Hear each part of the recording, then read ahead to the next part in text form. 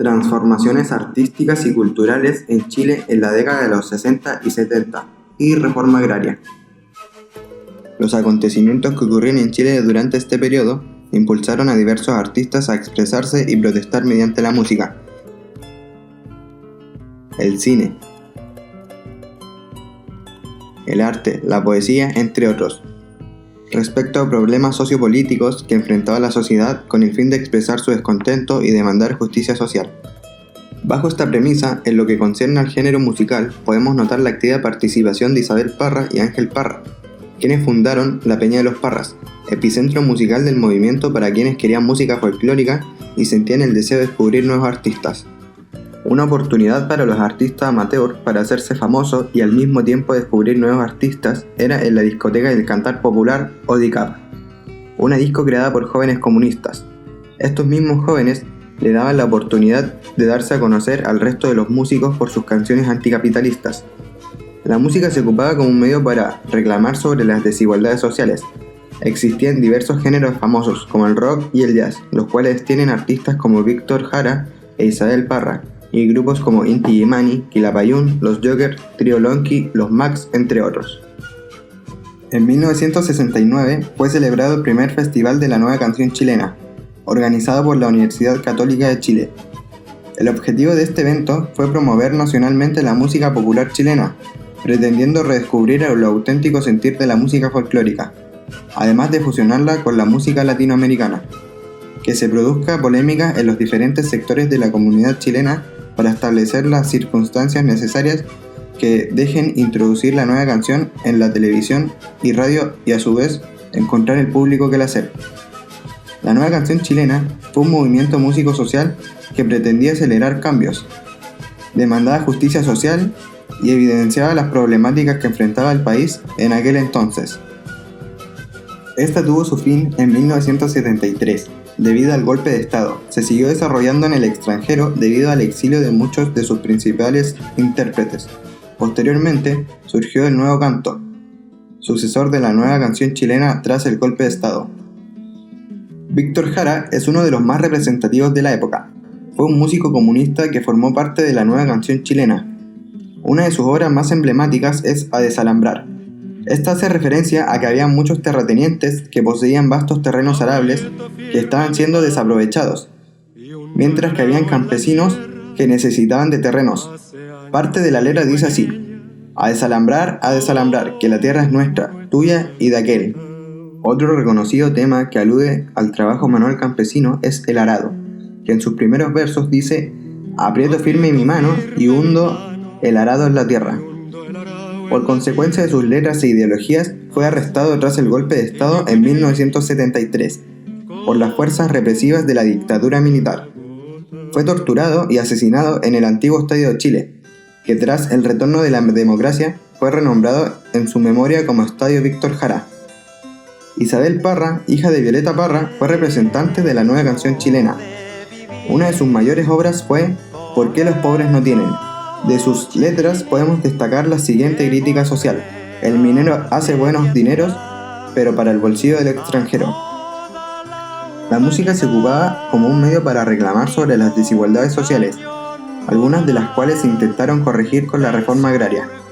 Esta se basaba en un conjunto de cambios políticos, legislativos, sociales y económicos, que buscaban modificar la actividad agropecuaria en Chile, aumentar la productividad y tasa de empleo del sector agrícola, la distribución de tierras de las clases sociales latifundistas entre pequeños y medianos agricultores por medio de expropiación, debido a que los campesinos no poseían nada y tampoco tenían dónde trabajar.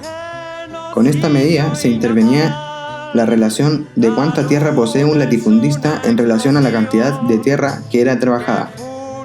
Se fundamenta en que algunas familias eventualmente podrían tener una gran cantidad de hectáreas de tierra, pero solo necesitaban una cantidad ínfima de dicha tierra para vivir de manera cómoda. Además, en esos tiempos en Chile se presentaba la complicación de que la tasa anual de crecimiento poblacional era mayor que la de producción agropecuaria, lo que significa que no existían los suficientes recursos derivados de la agricultura para todos los ciudadanos del país. En efecto, la producción agropecuaria silvícola crecía a un 2% anual, mientras que la población lo hacía a un 2,26%. Ya en 1929, Pedro Aguirre Cerda había planteado una reforma agraria en su libro El problema agrario, en el cual propone que el Estado debía hacerse cargo de las tierras improductivas. Posteriormente, en su programa de gobierno para el año 1938, se incluía dentro de sus puntos económicos una reforma agraria. Sin embargo, ya instalados en el poder, los gobiernos radicales como el de Aguirre Cerda decidieron privilegiar la industrialización en las grandes urbes, postergando al mundo rural. Dado esto, miles de campesinos migraron a las grandes fábricas instauradas por el gobierno, aumentando aún más las crisis agrarias, siendo necesario en los años 50 llegar a la importación de alimentos. La reforma agraria en Chile comienza durante el gobierno de Jorge Alessandri, que bajo la presión del presidente de Estados Unidos, John F. Kennedy, dictó una ley que entregaba a los campesinos las numerosas haciendas que por quiebras, donaciones y por otros motivos habían ido a parar a la beneficencia pública y otras instituciones del Estado. Como no tocaba un pelo a latifundios privados, se la bautizó como reforma de los maceteros. Entre las motivaciones que tuvo el gobierno de Alessandri para dar un empuje a la reforma agraria, se reconocen que en marzo de 1961 el gobierno perdió el tercio del Congreso y necesitó oficialmente la ayuda del Partido Radical, que condicionó su ingreso oficial al gobierno, solicitando expresamente, entre otras medidas, la necesidad de llevar adelante una reforma agraria. En el exterior, por otra parte, se estaban registrando una serie de acontecimientos que causaron un enorme impacto. Tal es el caso de la Revolución Cubana y el apoyo prestado por la Unión Soviética al gobierno de Fidel Castro y su política contraria al gobierno de Estados Unidos. En tanto, en 1961 asumió un nuevo gobierno en Norteamérica, encabezado por Kennedy, quien promovió en Latinoamérica lo que se conoció como la Alianza para el Progreso, que entregaba apoyo económico a cambio de ciertas condiciones. Es de esta manera, y solamente a raíz de esta serie de sucesos, como puede entenderse que al alero de un gobierno de derecha, apoyado en su inicio por liberales y conservadores, se haya legislado sobre una materia ajena a sus intereses, promulgando en noviembre de 1962 la Ley 15.020. Posteriormente, durante el gobierno de Eduardo Frei Montalva, se impulsó una reforma más amplia y operativa, capaz de hacer más expedito el proceso de las expropiaciones de tierras. El 16 de julio de 1967, con la consigna La tierra para el que la trabaja, se emitió la Ley de Reforma Agraria, número 16.640, y la Ley de Sindicalización Campesina, número 16.625. Esta ley establece un límite para los que tratan las tierras a un máximo de 80 hectáreas. Si alguien tenía más de 80 hectáreas de terreno o no les sacaba provecho, les eran expropiadas y entregadas a campesinos, quienes mediante el agro les servirían como fuentes de ingresos. De igual forma, podrían ser expropiadas tierras de corporaciones o sociedades.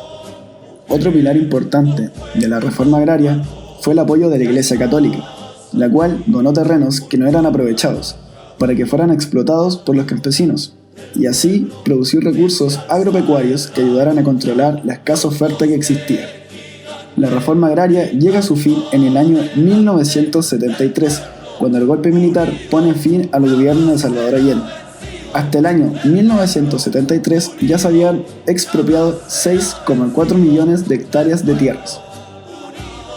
En el periodo de la reforma agraria, durante el gobierno de Salvador Allende, existió el grupo musical llamado Quilapayún, presente hasta estos días, el cual fue de gran importancia en el transcurso de este periodo, y cuyas obras musicales apoyaban la unidad popular. Fueron nombrados embajadores culturales por el presidente Allende. Mientras el grupo se encontraba de gira por Europa, ocurre el golpe de estado de Augusto Pinochet. Fueron exiliados del país. No obstante, obtuvieron un gran éxito y reconocimiento realizando presentaciones a través de la radio y la televisión, siendo el primer grupo chileno en presentarse en el Teatro Olimpia de París. Igualmente, otra banda a destacar es Inti Illimani, quienes también fueron exiliados de Chile tras la dictadura militar, por lo que residieron en Italia. Desde allí apoyaron campañas internacionales para retomar la democracia en Chile hasta que en 1988 les fue permitido el ingreso al país. Pasando del arte musical a más el arte visual, hablamos del muralismo, que corresponde a un tipo de arte callejero llevado a cabo mediante técnicas como el graffiti y pintura. Este surgió en la tercera década del siglo XX, pero fue retomado en los años 1964 y 1969. Resurgió en sus inicios por motivos propagandísticos y políticos, transmitiendo ideologías sobre las candidaturas de esos años. Un claro ejemplo de esto fue durante la candidatura de Salvador Allende y su partido político, la Unidad Popular. Esta técnica artística fue utilizada también de forma rebelde y clandestina, transmitiendo un claro mensaje: justicia por los abusos provenientes del gobierno. La Brigada Ramona Parra tuvo sus inicios en el año 1968 en el Cuarto Congreso de las Juventudes Comunistas. Consistía en un movimiento a base del muralismo, concerniente del comunismo. En sus inicios no tenía fines estéticos, sino que sociales, y se realizaba de manera clandestina. Sus integrantes eran reprimidos por instituciones como Carabineros. Su nombre se debe a una chica joven militante asesinada en la masacre de la Plaza Bulnes. Durante las campañas del gobierno de Salvador Allende, se comenzó a viralizar a nivel país, llegándose a cabo murales en zonas estratégicas, de alta afluencia, de transeúntes o bien en barrios marginales. Lo esencial para sus artistas es entregar un mensaje a la sociedad y conformar una relación emisor-receptor. Involucrar a las personas a la evolución política y hacer del muralismo una convicción ideológica que pretende dialogar con el mundo externo de la realidad de la sociedad chilena. Se crea una conexión de una imagen presente y un objeto ausente, en pocas palabras, un signo y su significado. Estas representaciones de la realidad se manifestaban en el arte publicitario: incitar al consumo, el arte por el arte, dominio de la estética y rechazo al compromiso, y el arte social, interacción con la misma mediante símbolos y signos. Todos ellos coincidían en la técnica y estilo utilizado, el que incluye elementos como la espiga, el puño, la estrella, las aves y los trabajadores. Debido al exilio de varios artistas partícipes de este movimiento, también se instauró esta técnica en el extranjero, llevándose a cabo obras en lugares como Ámsterdam. En síntesis, la década de los 60 y 70 en Chile estuvo marcada por muchas tendencias políticas y sociales, las cuales llevaron a descontentos por parte del pueblo chileno, que produjeron medidas de equidad a los más desprivilegiados y a su vez llevó a la juventud a expresarse por medio de representaciones artísticas.